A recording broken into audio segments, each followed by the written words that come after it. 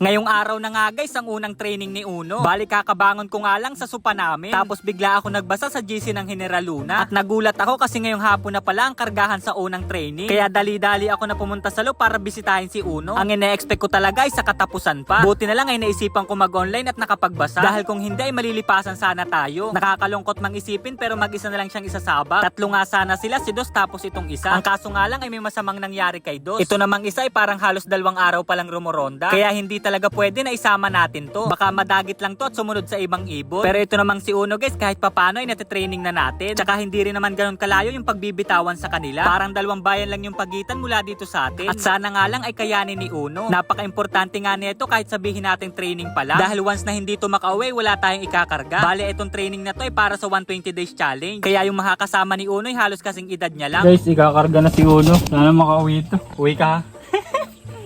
Wala na kasi si Das guys eh. Kaya ito na lang. Malapit lang naman yung training nila. Training pa lang naman ngayon. Malapit lang, Pitogo. Sana makauwi ka Uno ha. Wala na yung kapatid mo eh. Kaya ikaw na lang yung pag-asa. Isa nga lang to guys. Walang makakasabay. Pero bahala na to. Maganda naman tong katawan ni Uno guys.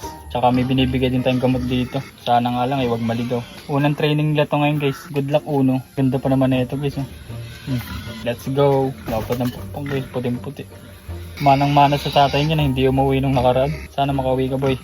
Good luck. Itong si Uno nga guys ay kamukhang kamukha ng tatay niya. Kung ano yung postura nito ay gano'n na gano'n din yun. Pero sana naman ay wag siya matulad doon. Yun kasi yung unang sinabak natin na hindi nakauwi. Kaya medyo kinakabahan ako na excited. Kinakabahan ako dahil napakatamad nito. Excited naman ako dahil ikakarga na siya. Sobrang nakakapanghinayang lang talaga kasi wala na yung kapatid niya. Kampante sana ako kung nandito si Dos. Pero wala na tayong magagawa kasi nandito na. Bali alas 5 hanggang alas 6 yung kargahan namin. Pero itong ibon nating si Uno ay papasabay ko lang. Marami kasi tayo ditong kasali sa club na malapit lang. Nagpresenta naman sila na pwede daw daanan yung ibon natin. Kaya pumayag na din ako para hindi na tayo pumunta sa pinakang bayan. Itong si Uno guys ay dadalhin ko sa bahay ng tropa natin. Malapit lang kasi yung sa kalsada kaya doon na lang dadaan yung kukuha. Medyo malakas pa nga yung ambon sa mga oras na to. Kakatapos lang kasi ng ulan kaya napakaputik din. Pero buti na lang yung kalsada dito ay bagong tambak na. Ang kaso nga lang kahit ganun ay napakalagkit sa gulong. Kaya nung maihanda na namin si Uno ay umalis na kami nung inaanak ko. Gustong gusto niya kasing sumama kaya may tagahawak tayo. Yun nga lang may malas na nangyari habang papunta tayo dito. Sa sobrang lagkit kasi ng putik ay natanggal yung tapalodo ni Palyado. Kaya yung suot kong puting damit ay naging puta. Sa akin kasi lahat ang talsik ng putik guys mula dun sa unahan. Kaya kami nung inaanak ko hiyang-hiya talaga habang bumabiyahe. Kasi isipin nyo naman guys, pati mukha namin ay palpal ng putik. Pero tinuloy na namin, total malapit lang naman. Bale, eto yung bahay ng tropa ko guys na pinagmula ng mga kalapati natin. At pagdating namin dito ay buti na lang nandito yung tatay niya. Yung magdadala kasi ng ibon guys ay dito manghihiram ng training box. Tapos yung tropa naman natin ay magkakarga din ng 4 na ibon. Siguro nga sa lahat ng lalaro ay tayo lang yung iisang ikakarga. 5 piraso kasi yun bawat isang set ng ring. Kumuha tayo ng isang set kaya 5 dapat. Yun nga lang tatatloy na suksukan natin ng maayos tapos nawala pa yung isa. Kaya may 2 singsing pang natitira dun sa bahay. At baka ilagay na lang natin yun sa mga darating pang inakay. Pwede naman natin yung isabak sa ibang laban. Pagkatapos kung maibigay yung ibon ay umalis na din kami. Sobrang dumi kasi ng damit namin kaya medyo nakakahiya. Kaya good luck na lang kay Uno para bukas. At habang naglalakad kami, tawang-tawa ako dito sa inaanak ko. Inaasar niya kasi yung motor nating si Palyado. Kasi nga daw bigla na lang nahulog yung tapalodo.